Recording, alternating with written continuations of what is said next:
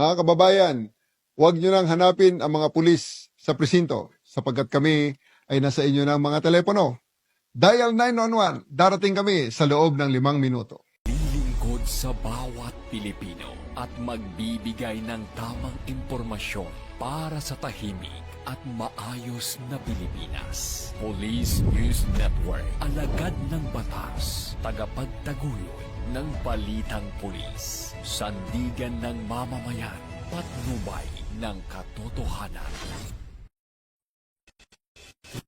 Kampo Krame, maghahatid ng pinakahuling kaganapan at nagbabagang balita. Ito ang PNN Police News Network. At ngayon, ang inyong mga tagapagbalita.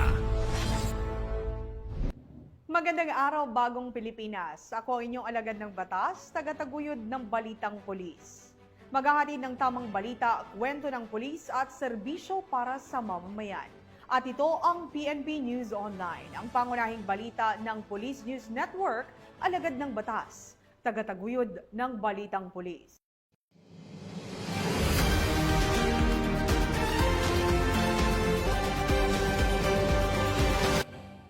Ngayon ay araw ng Sabado at narito ang mga balitang nakalap ng ating mga PNN correspondents sa loob ng linggong ito.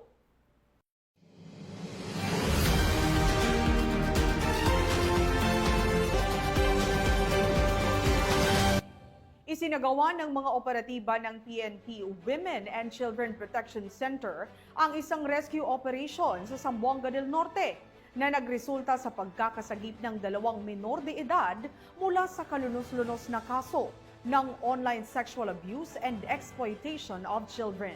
Narito ang balita ng report mula kay Patrolwoman Sana Rose Luna. Matagumpay ang naging pagsagip sa 2 menor de edad na biktima ng pang-aabuso sa isinagawang entrapment and rescue operation ng mga tauhan ng Women and Children Protection Center o WCPC noong Martes, July 15, 2025 sa Barangay Bantayan sa bayan ng Sindangan, Zamboanga del Norte. Sa bisa ng warrant to search, seize and examine computer data o WSSECD ay nahuli ang suspect na ina mismo ng 2 nasabing biktima.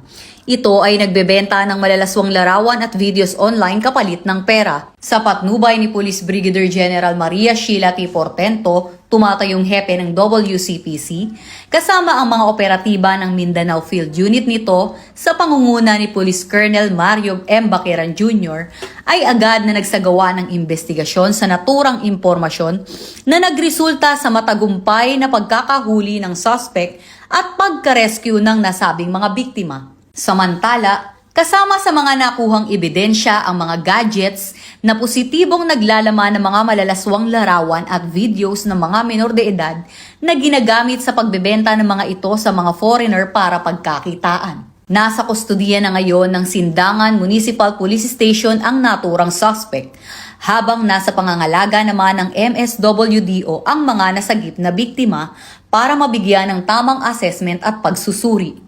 Huwag mag-atubiling magsumbong sa tanggapan ng WCPC kaugnay ng ganitong aktibidad gaya ng online sexual abuse and exploitation of children na may kaparusahang habang buhay na pagkakabilanggo. At kung may nais kayong isumbong kay Aling Pulis, maaari kayong tumawag o mag-chat sa aming WCPC helpline.